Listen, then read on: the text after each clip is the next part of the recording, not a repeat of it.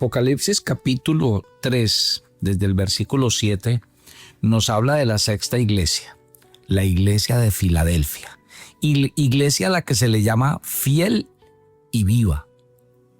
Bueno, vamos a hacer el análisis. ¿Por qué se le llama a Filadelfia una iglesia fiel y viva? ¿Cuáles son las características? ¿Qué le dijo y qué le dejó de decir Dios a esta iglesia? Escuche este devocional y deje que Dios hable a lo profundo de su corazón. Porque todo aquel que permanece en Dios, éste llevará mucho fruto y será limpiado para que lleve mucho más. Me he puesto en la tarea de visitar algunas familias porque no desconozco la realidad que vive la familia latina en general en los Estados Unidos. Zozobra, miedo, temor. Y precisamente hablando con algunos de ellos, muchos me han manifestado que no han vuelto a la iglesia, que se sienten con miedo, con temor de ir a alguna actividad. Bueno, yo quiero decirle a todos que por donde menos debemos ceder es por la parte espiritual. Dios siempre utiliza situaciones críticas y difíciles para sacar de allí cosas grandes. Acuérdense de la pandemia. Vi mucha gente en aquel tiempo de crisis salir adelante, sacar adelante sus emprendimientos. Vi a mucha gente reaccionar ante la difícil situación que vivieron de salud de algún familiar en la parte económica. Así que yo quiero decirle a todos, no es hora de tener miedo ni dejar que las circunstancias adversas nos debiliten, porque ahí es cuando la fe del cristiano tiene que salir adelante. Tal vez Dios tiene una oportunidad grande que usar con esta situación y se va a valer de las circunstancias que sean necesarias para que eso pase. Así que mi invitación es que por nada del mundo se pierdan este seminario este fin de semana en la Florida. Si usted ya había pensado no ir, vuélvalo a pensar. Y tal vez Dios tiene guardado para usted muchos principios y mucha sabiduría bíblica para salir adelante y avanzar en una situación como en la que estamos. Así que todavía hay tiempo. Los que van a ir este fin de semana a la Florida, la siguiente semana vamos a estar en Atlanta y la siguiente semana en New York. Inteligencia financiera basada en los principios de la palabra de Dios. Toda la sabiduría de Dios a disposición para manejar los recursos que Él mismo nos ha dado. Yo llego a la iglesia de Filadelfia y voy a leer desde el verso 7 de Apocalipsis 3. Escribe al ángel de la iglesia en Filadelfia. Esto dice el santo, el verdadero, el que tiene la llave de David, el que abre y ninguno cierra, y cierra y ninguno abre. Yo conozco tus obras. He aquí he puesto delante de ti una puerta abierta, la cual nadie puede cerrar. Porque aunque tienes poca fuerza, has guardado mi palabra y no has negado mi nombre. He aquí yo entrego en la sinagoga de Satanás a los que se dicen ser judíos y no lo son, sino que mienten. He aquí yo haré que vengan y se postren a tus pies y reconozcan que yo te he amado. Por cuanto has guardado la palabra de mi paciencia, yo también te guardaré de la hora de la prueba que ha de venir sobre el mundo entero para probar a los que moran sobre la tierra. He aquí yo vengo pronto. Retén lo que tienes para que ninguno tome tu corona. Al que venciere, yo le haré columna en el templo de mi Dios y nunca más saldrá de allí. Y escribiré sobre él el nombre de mi Dios y el nombre de la ciudad de mi Dios, la nueva Jerusalén, la cual desciende del cielo, de mi Dios y de mi nombre nuevo. El que tiene oídos, oiga lo que el Espíritu dice a las iglesias. Interesante, ¿no? Aquí llegamos entonces a la iglesia fiel, a una iglesia que está viva, contrario a lo que enseñamos de la iglesia de ayer, que tenía fama de que estaba viva, pero realmente estaba muerta.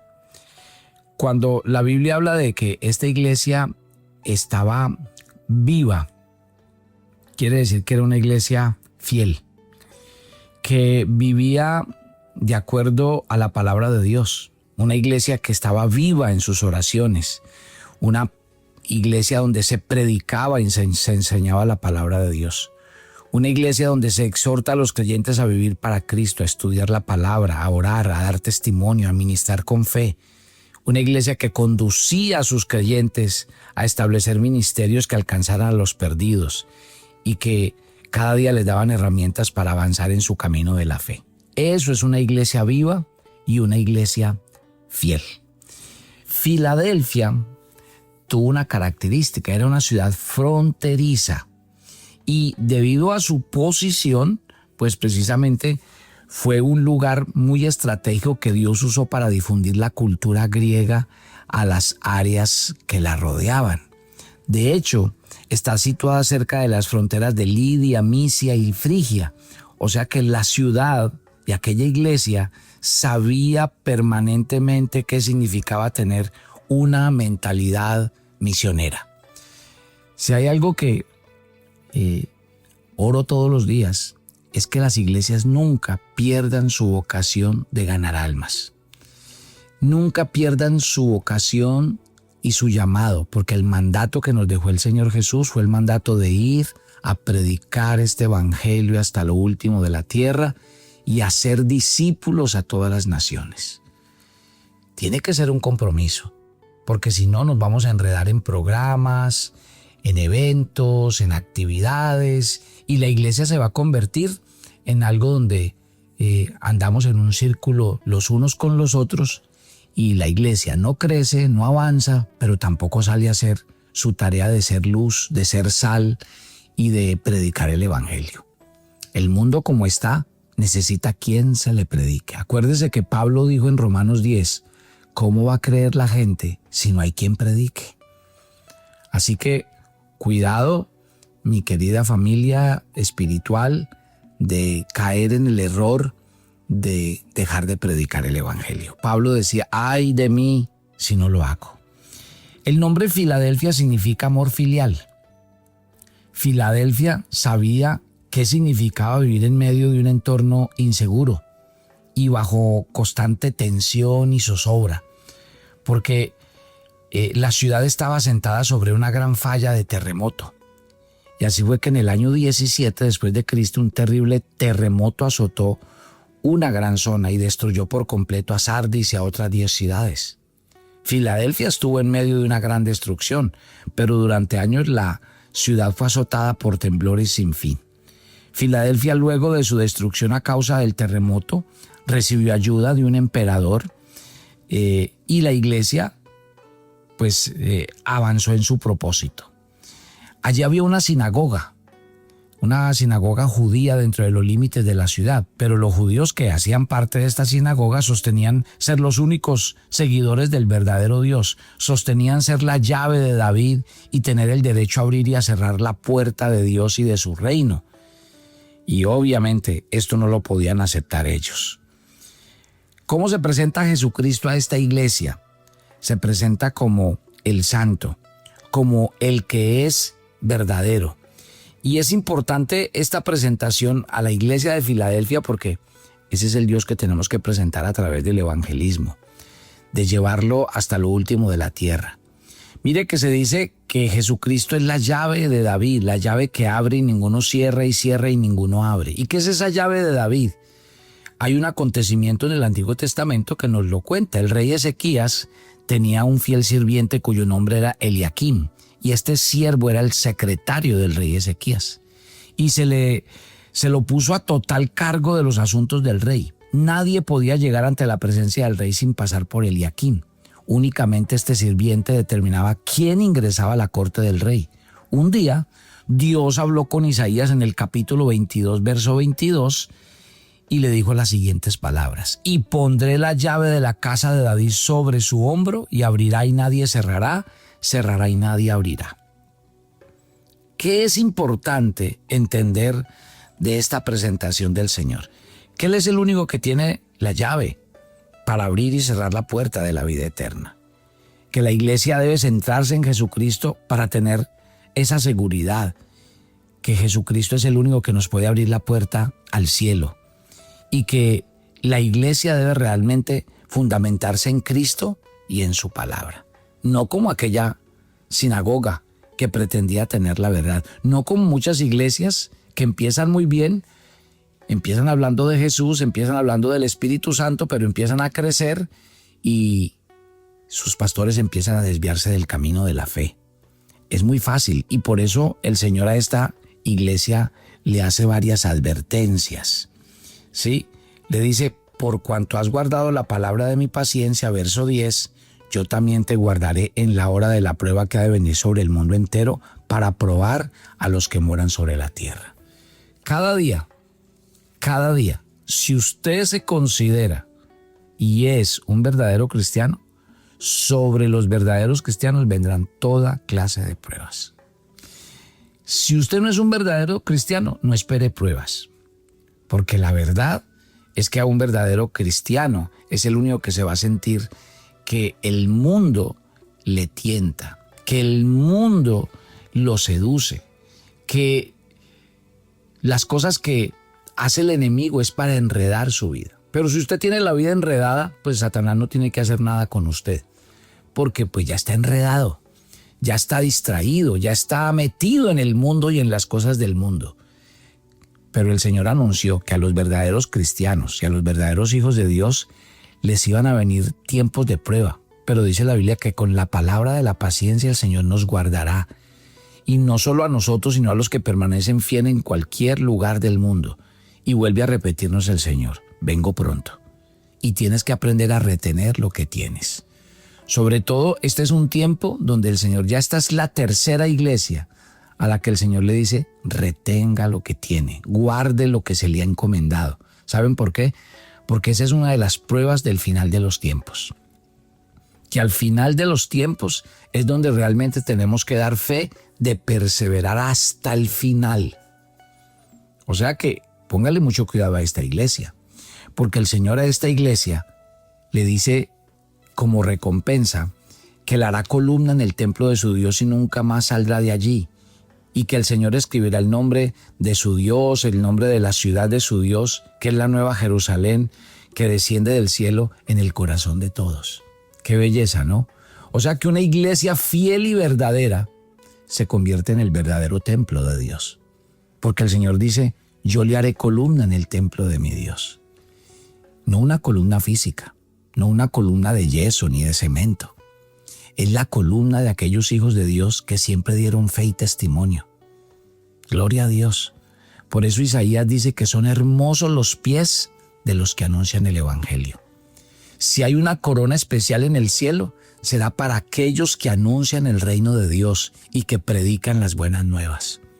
Por eso yo invito a todos los cristianos. Hay que salir a predicar.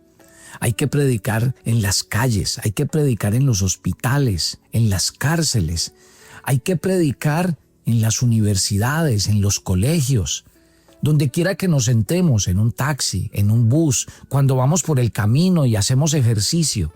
Hay que predicar las buenas nuevas, porque debe ser impuesta necesidad para todo hijo de Dios hablar con fluidez de su testimonio, de lo que el Señor ha hecho en su vida. Así nos manda la palabra del Señor. No puede ser que a veces hablemos con tanta fluidez de un programa de televisión, de un artículo que hemos comprado, de un programa que nos gusta, y nadie nos está pagando por eso. ¿Y cómo es que nos sale fluidez para hablar de esas cosas, pero cuando vamos a hablar de Jesús decimos que es que no estamos preparados ni capacitados? Usted no necesita ninguna preparación para hablar de Cristo. Usted simplemente cuente la obra que Él ha hecho en su vida. Hable de su gran amor. Hable de las cosas grandes que Él hace por usted día tras día. Y eso será suficiente para que la gente quiera entregar su vida a Cristo Jesús. Filadelfia nos dice que todavía quedan personas fieles. Que Dios siempre guardará en sus remanentes personas que no se arrodillan ante las circunstancias. De un pueblo fiel que a pesar de los momentos difíciles, duros, que va a vivir el mundo al final de los tiempos, van a permanecer y no van a negar la fe por nada del mundo. Así es. Mi oración a Dios es que ustedes hagan parte de ese grupo, de los fieles, de los que no miran atrás, de los que permanecen fieles hasta el fin, y el Señor guardará sus vidas y sus corazones. Qué hermosa palabra hemos recibido esta mañana. Así que no temamos, y en el nombre del Señor hablemos y anunciemos las buenas nuevas. Tome su agenda devocional para el día de hoy. Hoy vamos a leer el texto de 2 de Samuel, capítulo 13. 3 preguntas. ¿Cuántos años pasaron después para que Absalón ejecutara su venganza contra Amnón? ¿Por qué cuando David oyó que le había seducido a su hija, solamente se enojó y no hizo más? Y una pregunta personal. ¿En su familia hay algún patrón pecaminoso que se ha repetido por generaciones? Padre, gracias, porque Filadelfia nos habla de una iglesia viva y fiel. Y es lo que tú esperas de nosotros, fidelidad.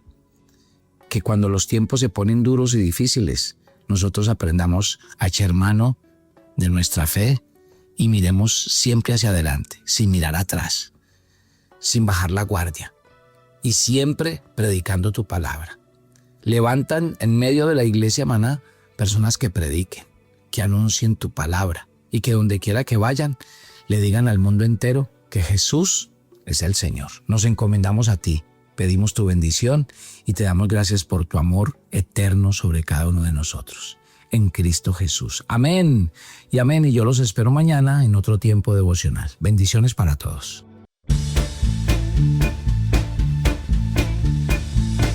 Bienvenidos a nuestra peregrinación 2025. Israel, la tierra prometida. La Tierra Santa está esperando por ti. Déjenos llevarlo por cada uno de los lugares de los que usted ha leído y ahora podrá estar presente. Suba con nosotros al Monte Tabor, donde Jesús se transfiguró, al Monte Carmelo, donde Elías probó a los profetas de Baal, el monte del precipicio, donde Jesús fue rechazado como Mesías.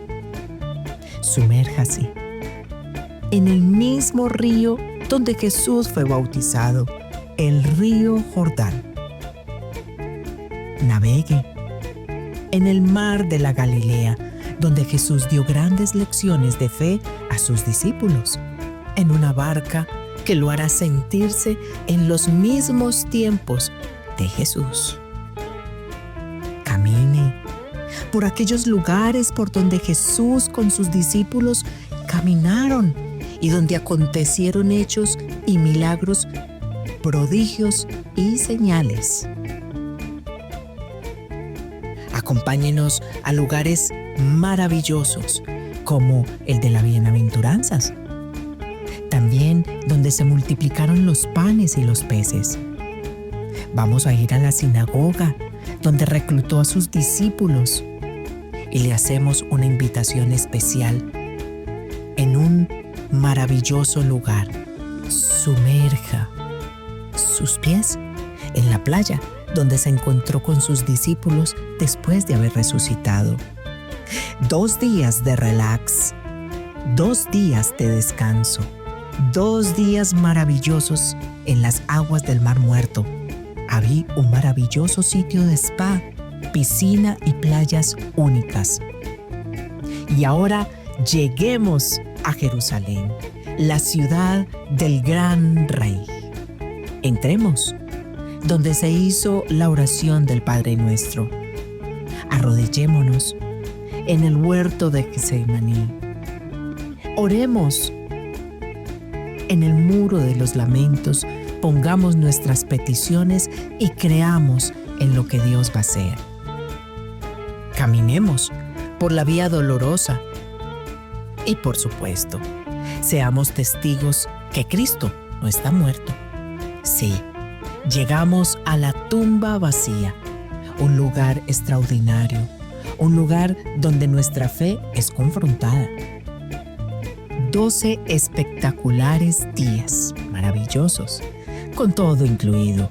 3 comidas en buffet de la tierra prometida, los mejores hoteles, impuestos hoteleros y aeroportuarios, propinas y maleteros. También tenemos pagos los guías que los acompañarán durante todo el recorrido.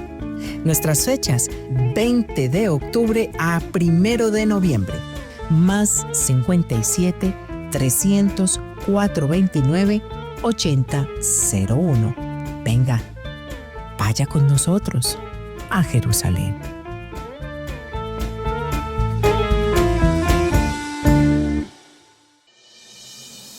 Para mí hablar de la parte financiera desde la Biblia es un reto. Es un reto porque yo veo a la gente sufrir y estar muy afligida porque sus finanzas no marchan bien. Y cuando eso no funciona, se daña la salud, las relaciones interpersonales, el matrimonio. Todo el mundo sufre y hay gran aflicción por el tema financiero.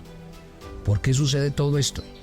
Porque el hombre tiene vicios, tiene hábitos y conductas que lo esclavizan y lo empobrecen.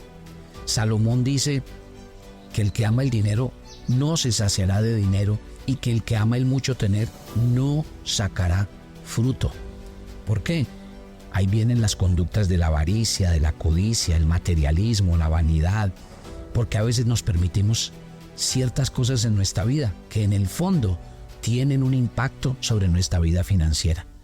Yo lo invito a un seminario donde usted va a tener la oportunidad de identificar esos vicios, hábitos y conductas que lo están empobreciendo, pero donde usted tenga una reconciliación personal, donde usted tome decisiones para dejar esas cosas que realmente le van a permitir pasar la página y vivir una vida donde experimente la bendición, la prosperidad de Dios en todas las áreas de su vida. Claro que hay esperanza para nuestra vida financiera. Dios no quiere que estemos empobrecidos, que estemos en un fracaso total. Dios quiere que sus principios que nos ha dado en su palabra hagan de nosotros hombres y mujeres bendecidos, prosperados, pero usando la sabiduría de la Biblia. Este seminario lo llevaremos a cabo en los Estados Unidos de la siguiente manera. Tome nota. El 10 de mayo, sábado 10 de mayo en la Florida. El sábado 17 de mayo en Atlanta. Y el sábado 24 de mayo en New Jersey. Así que ubique cuál es el lugar más cercano, pero le voy a recomendar. Esto es cupo limitado. Así que llene el link donde le van a pedir su información, hace el pago y separe su cupo. El precio incluye refrigerios, almuerzo y materiales. Los espero sin falta.